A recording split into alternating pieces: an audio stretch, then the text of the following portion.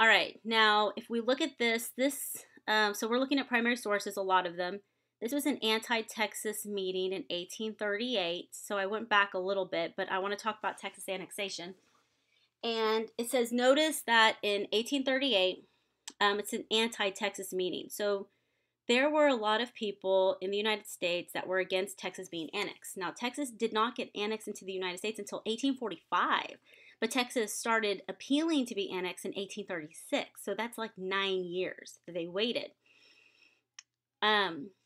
Now, if you look at this, so why are people anti-Texas? Some people were anti-Texas because they fear that Texas could eventually it could be divided and create 9 or 10 states that would support slavery and would give balance of power to the South. Okay, so that would be the main reason. So what are the reasons why people oppose annexing Texas? Is they don't want to add another slave state to the United States, much less multiple slave states, and Texas could be divided into several states. So in 1845, Texas finally was annexed, okay? And so this map is showing us 1846, so Texas has already been annexed, and it's showing you the differences between free states and slave states, and also free territories or slave territories, which are just lighter shades of blue or red. And so I counted all of them for you already, and in 1846, there are 15 slave states and 13 free states. So there isn't a balance anymore, okay? And pay attention to the Missouri Compromise line right here, okay? And all this territory above it. These are not states yet. They could be divided up and they could become or should be becoming free states once they do have that population of 60,000, which is required to become a state. However, there's a new law that was proposed in Congress that was not accepted, but it was called the Wilmot Proviso. I don't know if you see this over here. So in the year 1846, the United States is going to start going to war with Mexico. And this land right here is the land that the United States was attempting to purchase from Mexico. But the Wilmot Proviso, the intent of it was, and it didn't pass in Congress, this bill didn't, but the intent was to say that any land that the United States could potentially get from Mexico would be free from slavery. Okay, and so some of you might be thinking to yourself, but there's 15 slave states and 13 free states. Why are why are we so concerned about this new land? Okay, the difference isn't quite that big. But if we look at this graph, which I think is really important, I want you to notice, so I like to look at the bar graphs, okay? But if you prefer the chart up here, that's fine. But in 1810, these are the number of votes that each region has in Congress. So the North has 105 votes and the South has 81 votes in the year 1810. So they're not even at all. In the year 1830, the South has now 98 and the North has 144. Big jump for both of them, right?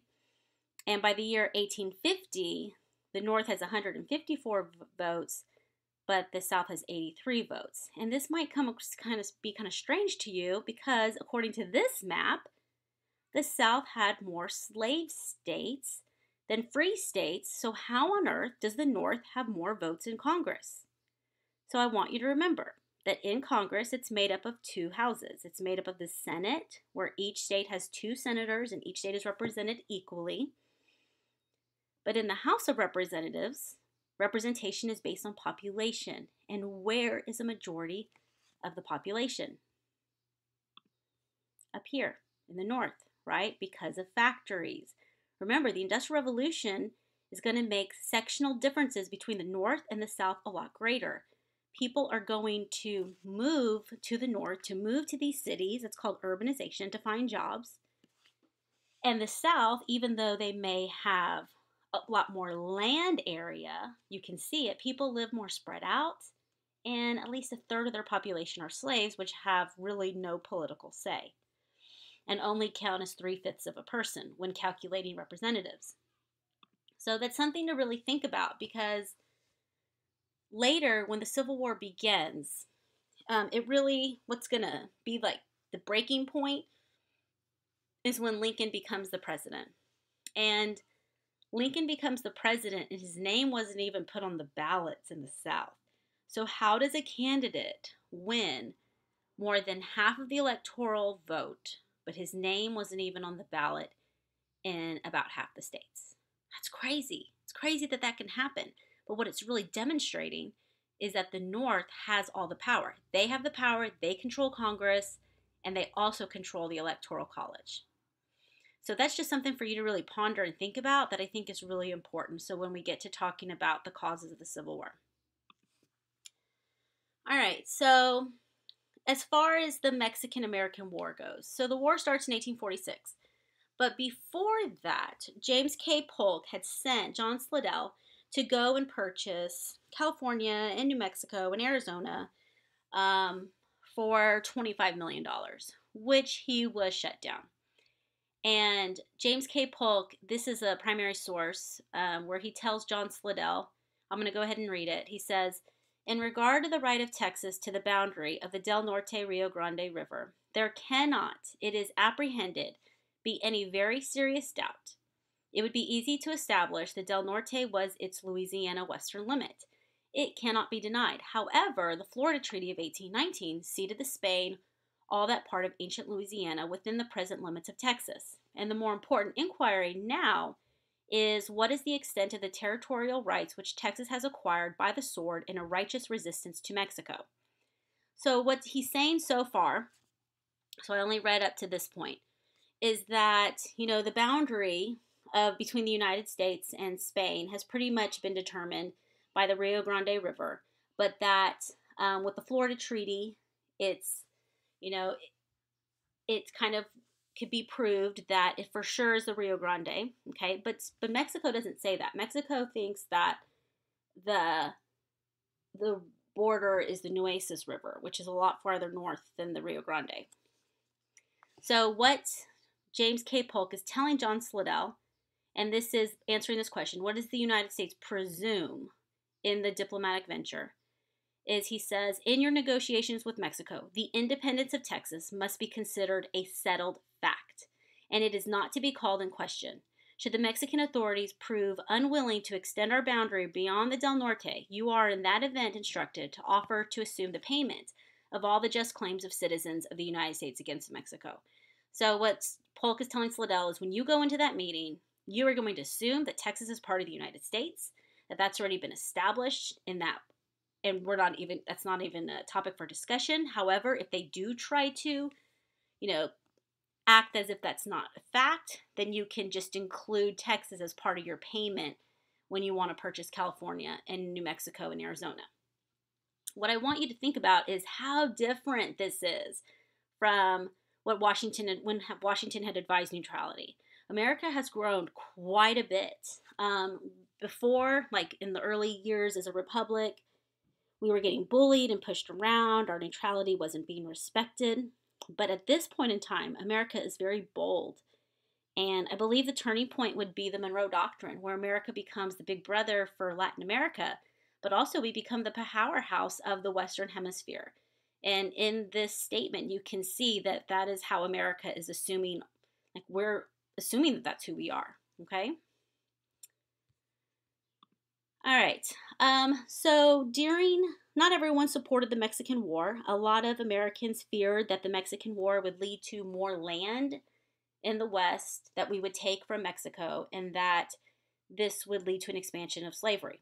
Henry David Thoreau, he's a man we're going to talk about more next week. He writes a book called Civil Disobedience. And civil disobedience is when you break the law with the intent of proving that the law is unjust. And you do it in a peaceful, nonviolent way. Just in our example we learned earlier in the year was the Boston Tea Party. Well, Henry David Thoreau says, if 1,000 men were not to pay their tax bills this year, that would not be a violent and bloody measure, as it would be to pay them and enable the state to commit violence and shed innocent blood. This is, in fact, the definition of a peaceful revolution if any such is possible, or if any such is possible. And so Henry David Thoreau refuses to pay his taxes. He he claims that he will not pay taxes because he will not support the Mexican-American War, and that will expand slavery. All right, now here, I think a lot of you overlooked this in the newsletter, but the Mexican War had some interesting facts, okay? So one, sorry, my dog just got in the house and he is making a lot of noise. One is that the future U.S. President Zachary Taylor, he was involved in the first engagement of the war as a U.S. general. Another one, and this is the one I think is the most interesting to me, is that Civil War generals, that's going to happen about 20 years later, they are at this point in time fighting on the exact same side. They are gaining military experience together. So Robert E. Lee, who will command Confederate forces, and Ulysses S. Grant, who will command U.S. or federal forces, are fighting on the exact same side. And so there's a lot of important generals that we'll learn later who fought during the Civil War. This includes Stonewall Jackson and William T. Sherman. Now, California also revolts against Mexico during the Mexican War and declares independence. So they had like their Bear Flag Republic for just a few matter of days before the United States comes in and takes over. And then another interesting fact is that the U.S. General Winfield Scott, when he does invade Mexico and take over Mexico City, he's going to use the exact same route through Veracruz, Mexico, that Hernan Cortez used when he conquered the Aztecs back in 1519. That's just to me pretty interesting. Okay, so the Mexican War is going to end up where Mexico loses half of their country. And so this war, if you learn about it in Mexico, is called the mutilation. So I just want you to see this map because that's what Mexico used to look like. And think about how the United States, we end up taking Texas. Now, Texas gained independence, but we end up taking Texas, and then we gain all this land over here. Mexico really did lose half of their nation. Now, did you know, and I think this is interesting, that gold was discovered in California 9 days after the Treaty of Guadalupe Hidalgo was signed? I'm curious if gold was discovered sooner, if Mexico would have fought a little longer, although they weren't really in a good situation to keep fighting, considering their capital was already occupied by U.S. forces. The United States, in the Treaty of Guadalupe Hidalgo, we ended up paying for all that land we took from Mexico. We paid $15 million. And then we completed our westward expansion with this piece of land right here called the Gadsden Purchase. And we paid $10 million for that. All right, now we're almost done. So here we're going to talk about the gold rush. And so the boom towns are really all these towns that are going to pop up in California, where surrounding areas where gold was found. And if you look here, this is where James Marshall discovered the gold. And so all these little like gold pieces right here are where different gold mines were located.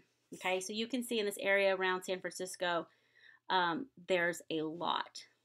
Okay, and the population for California is going to increase. It's going to increase very rapidly. You can see in this graphic down here that in 1849, it looks like it's maybe 5,000, but by 1850, it's a lot higher.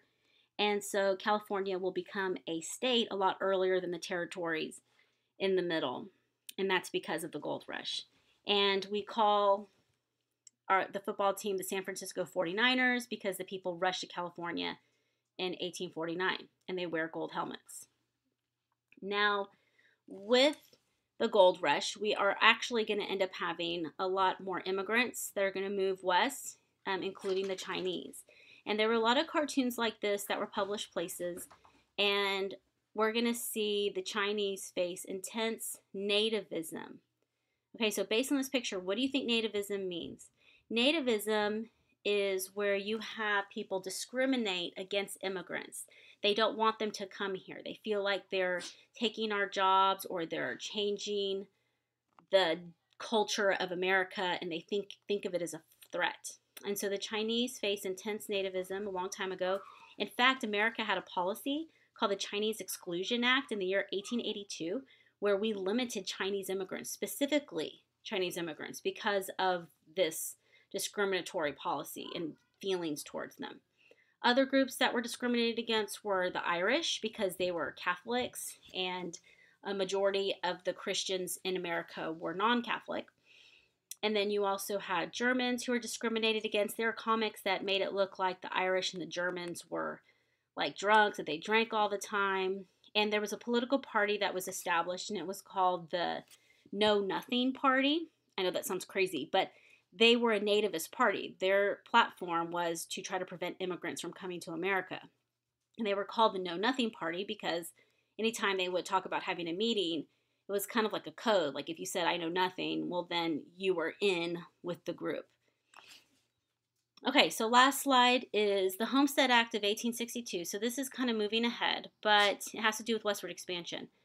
So Lincoln is going to pass a law with Congress called the Homestead Act. And the purpose is to give 160 acres to families. If they have to reside on the land, they have to cultivate the land, and they have 5 years to show that they've improved the land. And if they do, well, then they get to keep it. So I want you to think about how Lincoln, during the Civil War, is passing this law because he's encouraging westward expansion. And this law is happening at the same time as the Pacific Railway Act. And the Pacific Railway Act is what ended up leading to the Transcontinental Railroad that we talked about already. And so the reason these are coinciding and happening at the same time is if we move people west, we are taking the land from the Native Americans and we're building the railroad at the exact same time. All right, well, thank you guys for listening. Please go ahead and answer your questions and turn in your assignment into Canvas.